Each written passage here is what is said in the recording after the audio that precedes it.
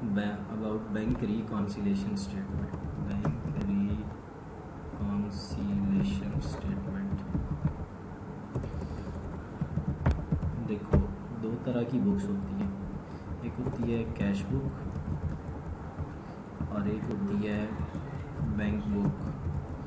Bank book को हम bank statement भी बोलते हैं, बैंक स्टेटमेंट बोलते हैं। बैंक बुक को हम बैंक स्टेटमेंट भी बोलते हैं। कैश बुक जो होती है ना, ये मेंटेन कर रहा होता है, ये जो साहब मेंटेन कर रहे होते हैं ना कैश बुक, उन साहब का नाम होता है बैंक का कस्टमर। यानी ये कौन मेंटेन करता है? मेंटेन यानी maintain by account holder. Maintain by, इसका मतलब क्या है? मेंटेन बाय अकाउंट होल्डर का मतलब क्या है कि जिसका अकाउंट खुला हुआ है ना बैंक के अंदर, वो इसको मेंटेन करेगा। जिसका बैंक के अंदर क्या मौजूद है, अकाउंट मौजूद है, वो इसको मेंटेन करेगा। ठीक है। और ये मसलन लेट्स सपोज एक बच्चा है, उसका नाम असद है।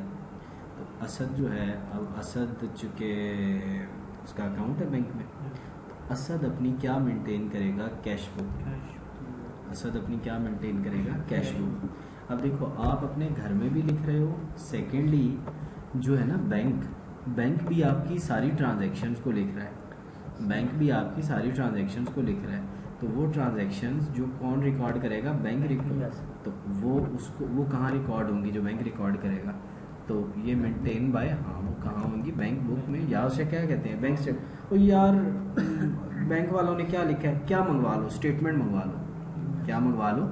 बैंक स्टेटमेंट मंगवा लो। तो हम बैंक स्टेटमेंट मंगवाएं तो हमारी maintain by banker, maintain by banker, यानी जो बैंक में बैठा होता है टाई कोट पैंट शर्ट पहन के, वो मेंटेन कर रहा होता है बैंक को।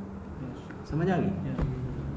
अब होता ये है कि ये जो है ना अकाउंट होल्डर जो मेंटेन कर रहा होता है, इसमें ना कैश बुक्स की डिफरेंट काइंड्स होती हैं।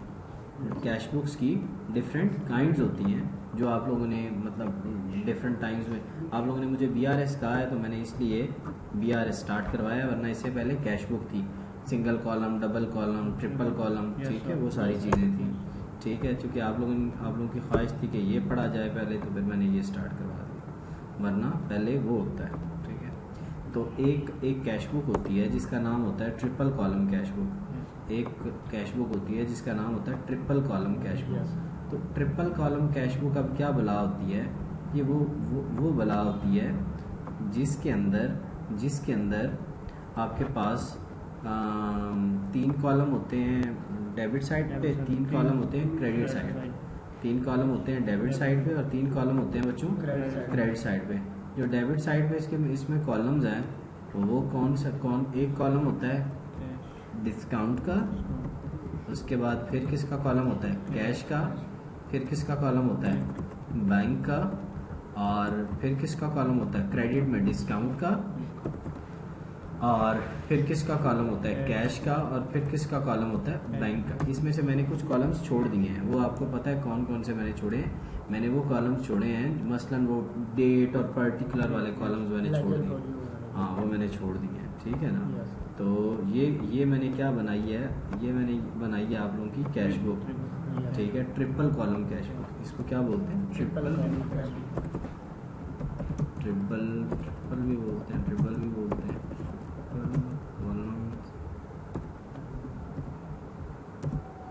Cash book. ठीक है। अब देखो, ये बैंक है, ये बैंक बुक है, ये कौन सी है? Cash book. लेकिन यार कैश बुक का बैंक के साथ ताल्लुक क्या है? ये देखो, इनको मारो ना गोली, ठीक है, इनको करो ख़त्म। ठीक है, जब ये ख़त्म हो जाएंगे ना, जो ये ख़त्म होंगे, तो इनकी वजह से बाकी का कौन सा कॉलम बच जाएगा? इनको ख़त्म करो, तो बाकी कौन सा कॉलम बच जाएगा? बैंक का कॉलम। कौन सा कॉलम बच जाएगा?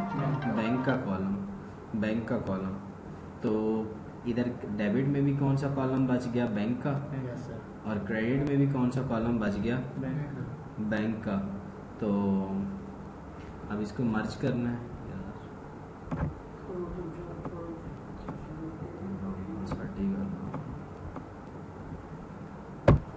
तो बच्चों, ये मैंने इधर से ख़त्म कर दिया, इधर से ये ख़त्म कर, इधर से ये ख़त्म कर दिए। तो अब कैश बुक का कौन सा कॉलम बच गया? हाँ, कैश बुक का कौन सा कॉलम बच गया? बैंक, ठीक है। और इंटायर कॉलम भी ख़त्म कर देते हैं। और ये बैंक का कौन सा है? Debit column. और ये बैंक का कौन सा है? क्रेडिट कॉलम, ठीक है। तो यहाँ पे जब कैश बुक के बैंक कॉलम जब कैश बुक के कौन से कॉलम? Bank column. और बैंक स्टेटमेंट में कोई ना कोई डिफरेंस आता है, कोई ना कोई क्या आता है? डिफरेंस आता है। तो उस डिफरेंस को ख़त्म करने के लिए जो एक स्टेटमेंट बनाई जाती है, उस स्टेटमेंट को हम बोलते हैं बैंक रिकॉन्सिलेशन स्टेटमेंट, ठीक है। मैंने क्या बोला है कि जब कैश बुक के बैंक कॉलम जब कैश बुक के बैंक कॉलम और बैंक स्टेटमेंट में क्या आता है? डिफरेंस। जब when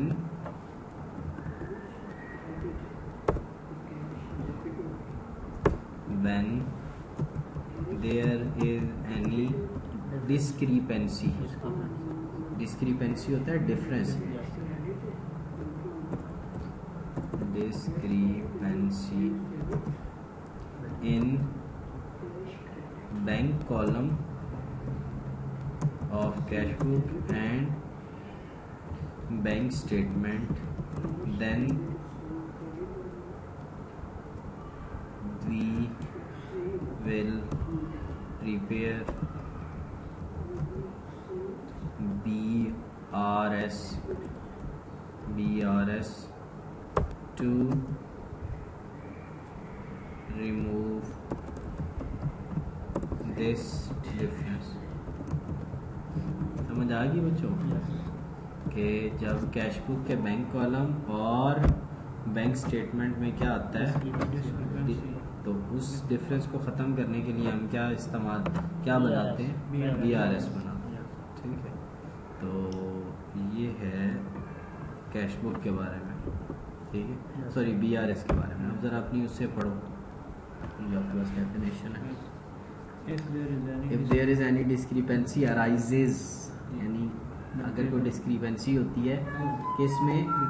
balance of the cash book. अब ये बैलेंस सिर्फ लिखा हुआ है ना, अब बैलेंस की बजाय लिखो bank column, balance of the bank column of the cash book. And bank statement का एक और नाम होता है, क्या होता है? पासबुक। बैंक बुक का एक और नाम क्या होता है? पासबुक। बैंक स्टेटमेंट का एक और नाम डिपॉजिटर। कौन बनाएगा यार? डिपॉजिटर क्या बनाएगा? एक स्टेटमेंट बनाएगा, ठीक है। क्यों बनाएगा? To explain the causes of discrepancy, क्यों दोनों में फ़र्क आया। तो स्टेटमेंट को क्या बोलते हैं? Bank reconciliation and to find causes of difference. ठीक हो गया? दोबारा बताऊं क्या होता है जब बैंक कॉलम किसके? कैश बुक के बैंक कॉलम और बैंक स्टेटमेंट, ठीक है। कैश बुक के bank column of cash book, ठीक है। उनके दरमियान क्या आता है? डिफरेंस। उस डिफरेंस को रिमूव करने के लिए और उसकी काजेज को फाइंड करने के लिए हम एक स्टेटमेंट बनाते हैं। उस स्टेटमेंट को हम क्या बोलते हैं? उम्मीद है समझ आ गई होगी। चलिए, अच्छा, आज हम बड़ी एक इंटरेस्टिंग चीज़ पढ़ने लगे हैं, अनक्रेडिटेड चेक।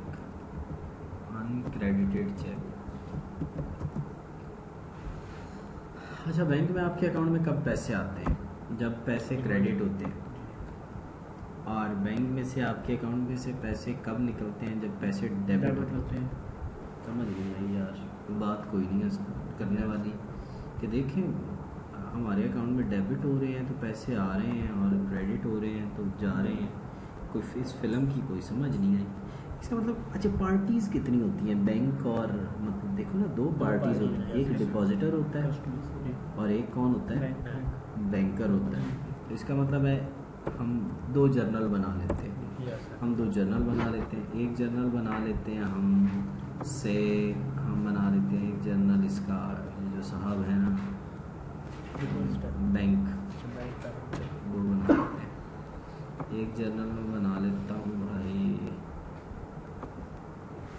डिपॉजिटर से भी जर्नल, ठीक है, डिपॉजिटर।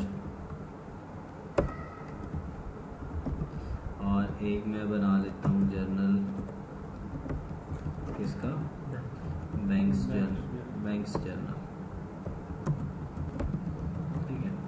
कैश डिपॉजिट की एंट्री मुझे बताओ। कैश डिपॉजिट, जब कैश डिपॉजिट करवाते हैं तो कैश डेबिट हो जाता है। कैश क्या हो जाता है, डेबिट। कैश क्या हो जाता है, डेबिट। कैश क्या हो जाएगा, डेबिट, ठीक है। क्योंकि डिपॉजिट जब कैश जमा करवा रहा है तो कैश उसके पास से जा रहा है, तो कैश क्या हो जाएगा, डेबिट। कैश क्या हो जाएगा, डेबिट। कैश क्रेडिट होगा, लग लो। कैश क्या हो जाएगा, डेबिट। कैश अकाउंट क्रेडिट हो जाएगा। अच्छा, अब ये किसकी एंट्री हम कर रहे हैं, कैश डिपॉजिट, ठीक है। तो कैश क्रेडिट हो गया, कैश डेबिट हो गया। इधर नाम किसका लिखना है, वो कौन है, बैंक। अच्छा, ये जो हम एंट्री करते रहे ये एंट्री थी, हाँ जी। डिपॉजिट की एंट्री करते नहीं रहे, जर्नल में की नहीं थी, और वहाँ पे उसका नाम लिख दो यार। डिपॉजिटर का एक और नाम भी होता है, कस्टमर अकाउंट। डिपॉजिटर को क्या बोलते हैं, कस्टमर लिख दो ना यार। ये डिपॉजिट की एंट्री है, बैंक में आ रहा है इसलिए डेबिट हो गया कैश।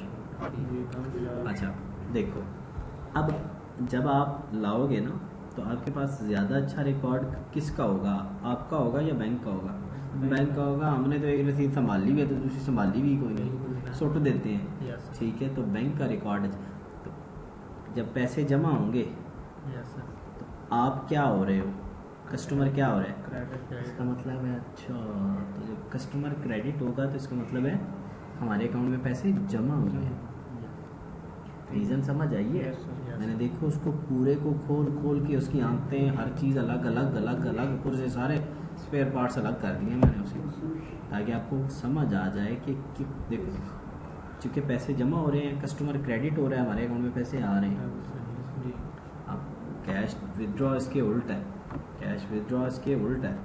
वो कैसे यार, स्ट्रेट अवे सी बात है यार। डिपॉजिट अगर वो है तो विदड्रॉ में क्या होंगे, विदड्रॉ में कैश आएगा, कैश डेबिट हो जाएगा, इधर से कैश निकलेगा तो कैश क्या हो जाएगा,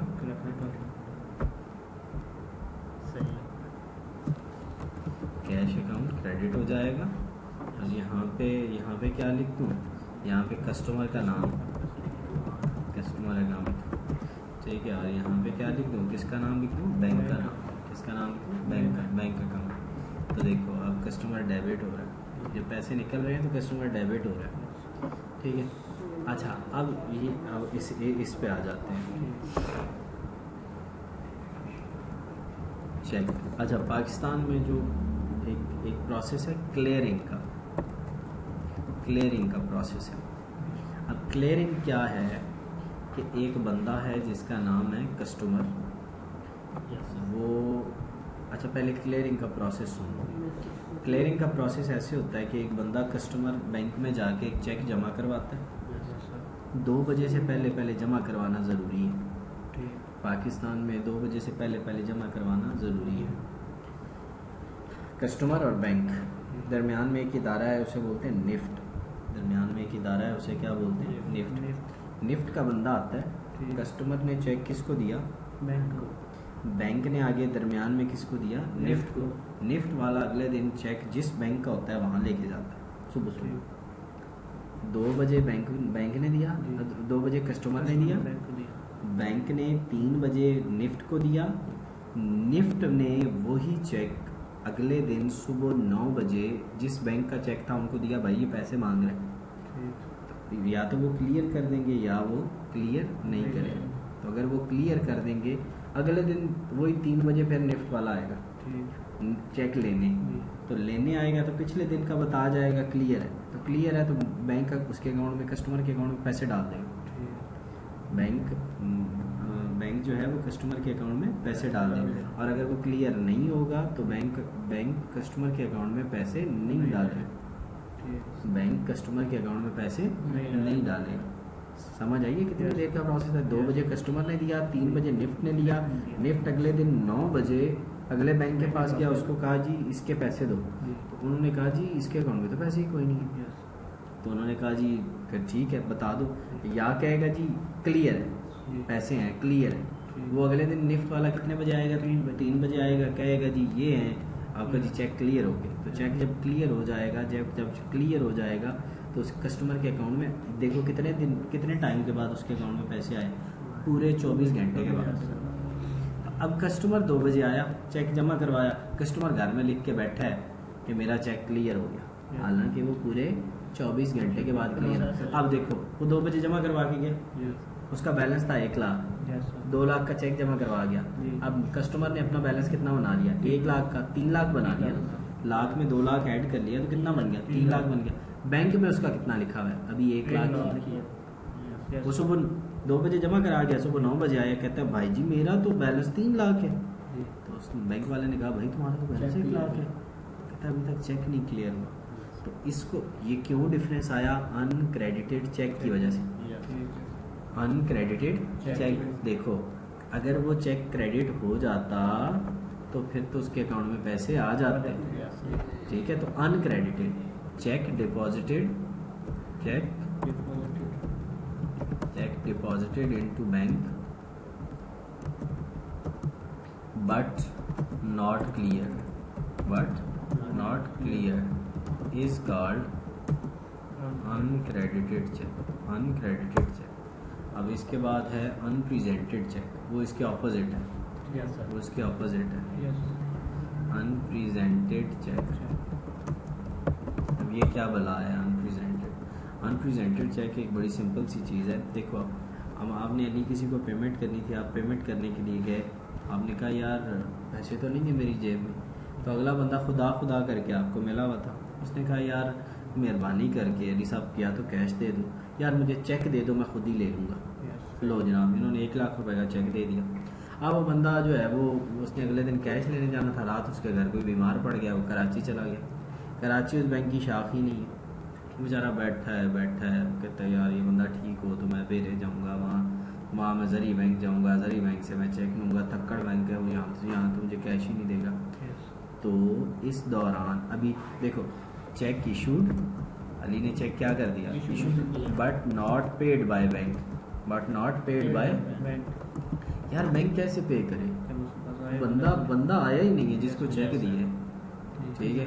नॉट पेड को नॉट प्रेजेंटेड भी बोलते हैं, नॉट पेड को नॉट प्रेजेंटेड भी बोलते हैं, नॉट पेड को नॉट प्रेजेंटेड भी बोलते हैं, नॉट क्लियर्ड को नॉट क्रेडिटेड भी बोलते हैं, नॉट क्रेडिटेड भी बोलते हैं, नॉट क्रेडिटेड, और इसको एक और भी बोलते हैं नॉट कलेक्टेड, इसको भी सारे एक ही चीज़ के, नॉट पेड, नॉट प्रेजेंटेड, ये तो check issued but not presented और चेक जो अनक्रेडिटेड चेक, ये मैंने आपको बता दिया। आखिरी चीज़ बता के आज हम वाइंड अप करेंगे। कैश बुक के 2 तरह के बैलेंस होते हैं, कैश बुक के 2 तरह के बैलेंस होते हैं, ठीक है। कैश बुक के बैलेंस होते हैं 2 तरह के। इसी तरह पासबुक को क्या बोलते हैं? पासबुक, बैंक स्टेटमेंट, इसके भी 2 तरह के बैलेंस होते हैं, ठीक है। कैश बुक का एक बैलेंस होता है डेबिट बैलेंस और एक होता है क्रेडिट बैलेंस। कैश बुक का एक बैलेंस क्या होता है बच्चों? डेबिट बैलेंस, और एक होता है क्रेडिट बैलेंस, ठीक है। ये मैंने लिख लिया, चलो भाई।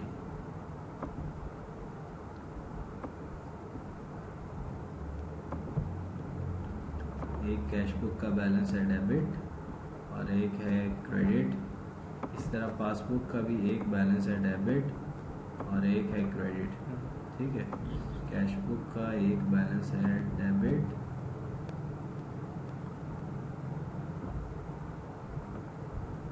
तो इसके बारे में हम देखते हैं कि कौन कौन से बैलेंसेज हैं और कब कब हमें दिए होंगे, ठीक है। तो यहाँ पे कैश बुक का डेबिट बैलेंस, कैश बुक का क्या होता है? Debit balance. जब कैश बुक के बैलेंस के साथ कुछ ना लिखा हो तो वो डेबिट होता है। सिर्फ लिखा हो balance as per cash book, तो वो क्या होता है? Debit balance. डेबिट बैलेंस को फेवरेबल भी बोलते हैं, डेबिट बैलेंस को फेवरेबल भी बोलते हैं, डेबिट बैलेंस को फेवरेबल भी बोलते हैं, ठीक है। अच्छा, इसी तरह अगर पासबुक का जो है ना, इसका डेबिट है ना तो उसको उल्ट होती है एक दूसरे की, तो इसका क्रेडिट, इसका जो क्रेडिट है वो इसका फेवरेबल है। पासबुक का क्रेडिट फेवरेबल होता है, कैशबुक का डेबिट फेवरेबल। तो कैशबुक का जो क्रेडिट है वो अनफेवरेबल, और पासबुक का जो है हाँ, क्या पासबुक का जो है डेबिट वो अनफेवरेबल, ठीक है, समझ आ गई। अच्छा, अब हमें कैसे पता लगेगा कि ये डेबिट है? जब ऐसे लिखा होगा, जब ऐसे लिखा हो, जब ऐसे लिखा हो ना, balance as per cash book, जब ऐसे लिखा हो इसको हम क्या बोलते हैं? Debit balance. इसको हम क्या बोलेंगे? Debit balance. ये कौन सा बैलेंस है? डेबिट। समझ आ गया ना बच्चों? यानी जब बैलेंस के साथ कुछ नहीं लिखा हुआ तो वो कौन सा बैलेंस है? डेबिट बैलेंस, ठीक है। अच्छा, और लेट्स सपोज अगर बैलेंस के साथ कुछ लिखा हुआ है, मसलन ऐसे लिखा हुआ है, balance as per cash book overdraft, balance as per cash book overdraft, तो फिर बच्चों कौन सा बैलेंस होगा? क्रेडिट। फिर कौन सा बैलेंस होगा? क्रेडिट। समझे हो ना? अच्छा, अब इसमें उल्ट कर दो, बैलेंस एज पर पासबुक होगा तो वो डेबिट क्रेडिट होगा। क्या होगा? बैलेंस एज पर पासबुक, ठीक है, तो वो कौन सा होगा? Credit balance. Balance as per passbook वो कौन सा बैलेंस होगा? क्रेडिट, और वो फेवरेबल होगा, और वो कौन सा होगा? फेवरेबल।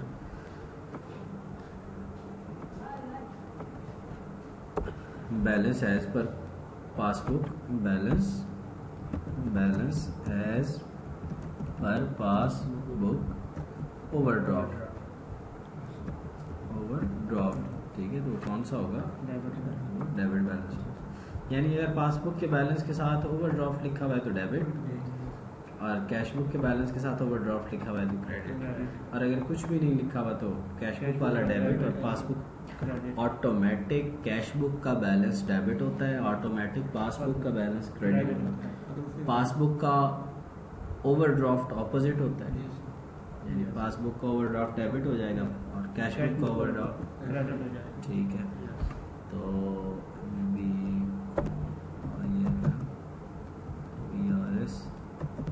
लेक्चर लॉजिक ठीक हो गया।